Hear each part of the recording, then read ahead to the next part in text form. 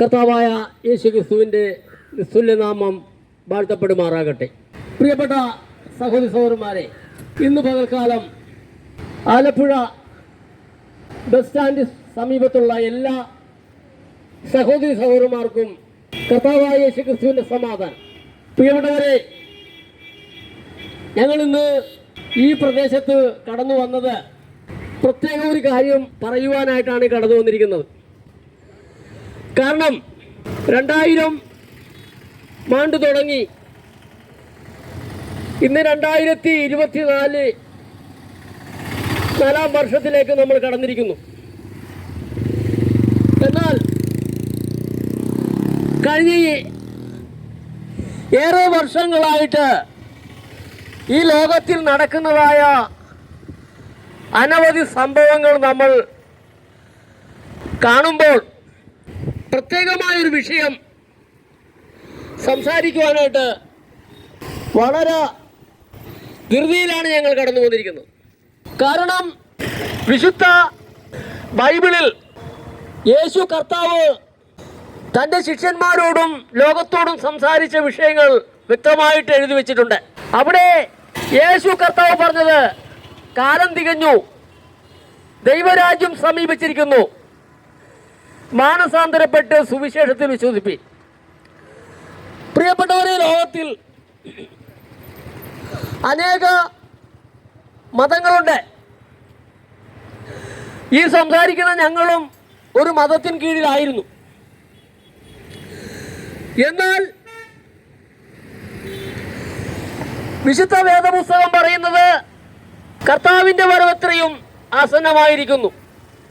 ലോകത്തിലുള്ള സകല മനുഷ്യരുടെയും പാപത്തിന് പരിഹാരമായി തീരുവാൻ യേശു 2000 വർഷങ്ങൾക്ക് മുമ്പ് കടന്നു വന്നു.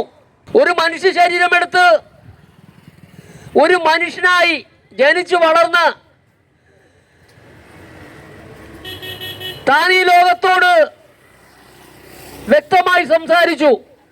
ഈ ലോകത്തിലുള്ള സകല മനുഷ്യരെയും സൃഷ്ടിച്ചിരിക്കുന്നത് പിതാവായ ദൈവത്തിന് ഈ മനുഷ്യരെ എല്ലാവരെയും സ്വർഗത്തിൽ ചെല്ലുവാനും പിതാവിനോടുകൂടി നിത്യകാലം വസിക്കുവാനാണ് പിതാവ് ആഗ്രഹിക്കുന്നത്. അങ്ങനെയാണ് കോടാനുകോടി ദൂതന്മാർ സ്വർഗത്തിലുള്ളപ്പോൾ, സറാഫുകൾ, മൂപ്പന്മാർ ദൈവത്തെ ഏതു സമയത്തും ദൈവത്തെ ആരാധിച്ചുകൊണ്ടിരിക്കുമ്പോഴും ഈ ഭൂമിയിലുള്ള മനുഷ്യരെ ദൈവത്തിന് രക്ഷിക്കുവാൻ മറ്റൊരു മാർഗവുമില്ലാതെ ഇരിക്കുമ്പോൾ തൻ്റെ ഏകജാതനായ പുത്രനെ ഈ ലോകത്തിൻ്റെ പാപത്തിന് വേണ്ടി പരിഹാരമായി തീരുവാൻ ഏൽപ്പിച്ചു കൊടുത്തു. അങ്ങനെ യേശു 2000 വർഷങ്ങൾക്ക് മുമ്പ് മനുഷ്യരുടെ പാപത്തിന് പരിഹാരമായി തീർന്നു. എന്നാൽ അന്ന് തൻ്റെ ശിഷ്യന്മാരോട് യേശു കർത്താവ് പറഞ്ഞത് ഇങ്ങനെയാ, ഞാൻ വീണ്ടും വരും, ഞാനിപ്പോൾ പിതാവിൻ്റെ അടുക്കലേക്ക് കടന്നു പോകുന്നു, എന്നാൽ ഞാൻ വീണ്ടും വരും, വീണ്ടും വന്ന് നിങ്ങളെ പിതാവിൻ്റെ അടുക്കൽ ചേർത്തുകൊള്ളൂ, ഞാനിരിക്കുന്നിടത്ത് നിങ്ങളെ ഇരുത്തും, അതുകൊണ്ട് നിങ്ങൾ ധൈര്യപ്പെടുവെന്ന് പറഞ്ഞു. അങ്ങനെ യേശു കർത്താവ് തൻ്റെ 12 ശിഷ്യന്മാരെയും 3.5 വർഷത്തോളം യേശു അവരെ ദൈവത്തിൻ്റെ വചനം പഠിപ്പിക്കുകയും സ്വർഗരാജ്യത്തിൻ്റെ മർമ്മങ്ങളെ അവർക്ക് വെളിപ്പെടുത്തി കൊടുക്കുകയും ചെയ്തു. അങ്ങനെ ആ യേശുവിനോട് കൂടെ നടന്നവർ യേശു മരിച്ചു ഉയർത്തതിന് ശേഷം 40-ാമത്തെ ദിവസം യേശു പിതാവിൻ്റെ അടുക്കലേക്ക് സ്വർഗാരോഹണം ചെയ്യുമ്പോൾ അവർക്ക് കൽപ്പന കൊടുത്തിരുന്നു, നിങ്ങൾ ഭൂലോകത്തിലൊക്കെയും പോയി സകല സൃഷ്ടികളോടും സുവിശേഷം പ്രസംഗിക്കണം. ആ സുവിശേഷം ഇന്നും ലോകത്തിന് നാനാഭാഗങ്ങളിലും പ്രസംഗിച്ചുകൊണ്ടിരിക്കുന്നു. ജാതി മതഭേദമന്യേ എല്ലാ മതത്തിൽ നിന്നും വിശ്വസിക്കുന്നവർ, രക്ഷിക്കപ്പെടുന്നവർ ലോകത്തിന് നാനാഭാഗങ്ങളിലും പോയി ഈ സത്യസുവിശേഷം ഇന്നും പ്രസംഗിച്ചുകൊണ്ടിരിക്കുകയാണ്. അതുകൊണ്ട് പ്രിയപ്പെട്ടവരെ, ഇന്ന് പകൽക്കാലം ആലപ്പുഴയിലും ദൈവം സ്നേഹിക്കുന്ന അനേക ജനങ്ങൾ ഈ ദേശത്തുണ്ട്. ദൈവത്തിന്റെ ഇഷ്ടമോ ഒരു മനുഷ്യൻ പോലും നശിച്ചു പോകരുത്, എല്ലാ മനുഷ്യനും രക്ഷ പ്രാപിക്കണം. അതിനൊരൊറ്റ വഴി മാത്രമേ ഉള്ളൂ, കർത്താവായ യേശു ക്രിസ്തുവിൽ വിശ്വസിക്കുക, എന്നാൽ നീയും നിന്റെ കുടുംബവും രക്ഷ പ്രാപിക്കും എന്ന് തിരുവെഴുത്തിൽ എഴുതി വെച്ചിരിക്കുന്നു.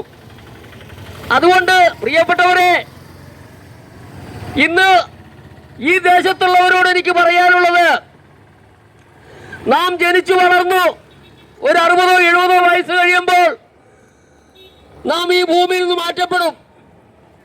പക്ഷേ എബ്രായ ലേഖനം 9-ാം അധ്യായം 27-ാം വാക്യത്തിൽ ഇങ്ങനെ എഴുതിയിരിക്കുന്നു, ഒരിക്കൽ മരിക്കുകയും പിന്നെ ന്യായവിധിയും സകല മനുഷ്യർക്കും നിയമിച്ചിരിക്കുന്നു.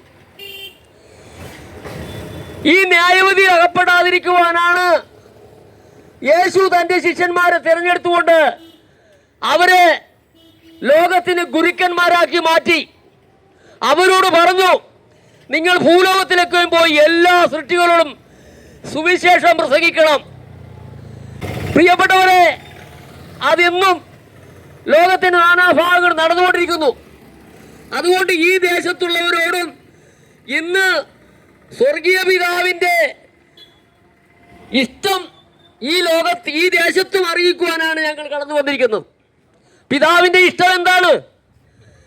പിതാവിന് ഈ ഭൂമിയിലുള്ള സകല മനുഷ്യരും സ്വർഗത്തിലെത്തണം, പിതാവുമായിട്ട് ഒരുമിച്ച് ഒരു കുടുംബമായിട്ടിരിക്കണം,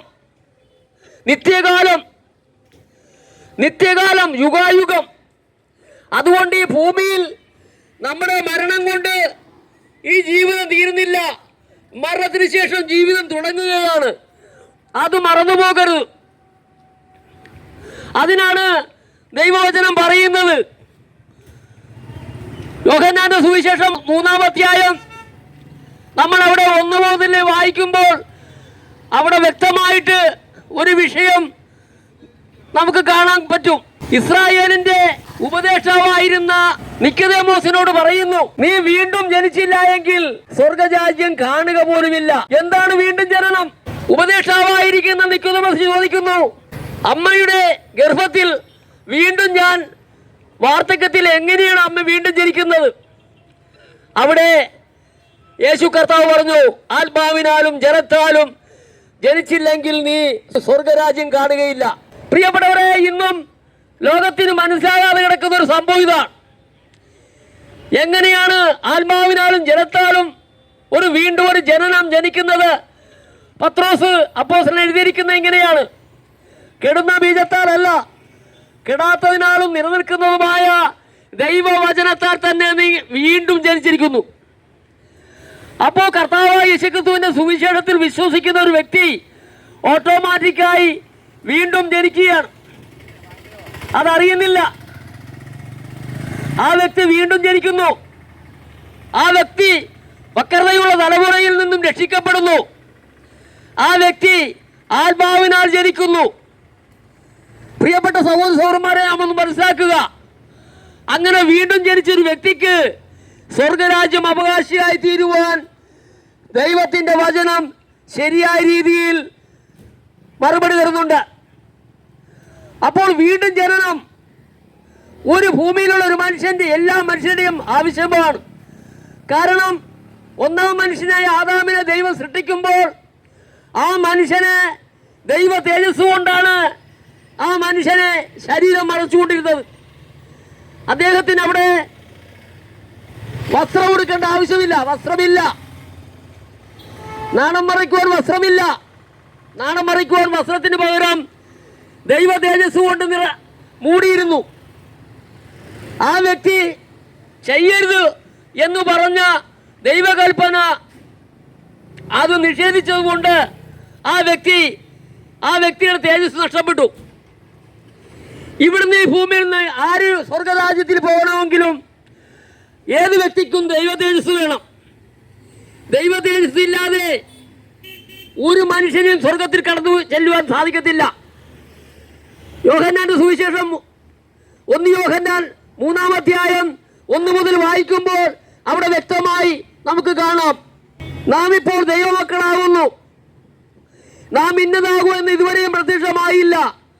അവൻ പ്രത്യക്ഷനാകുമ്പോൾ നാം അവനെ താൻ ഇരിക്കുമ്പോൾ തന്നെ കാണുന്നതാകൊണ്ട് അവനോട് സദൃശന്മാരാകുമെന്നാണ് അവിടെ എഴുതിയിരിക്കുന്നത്.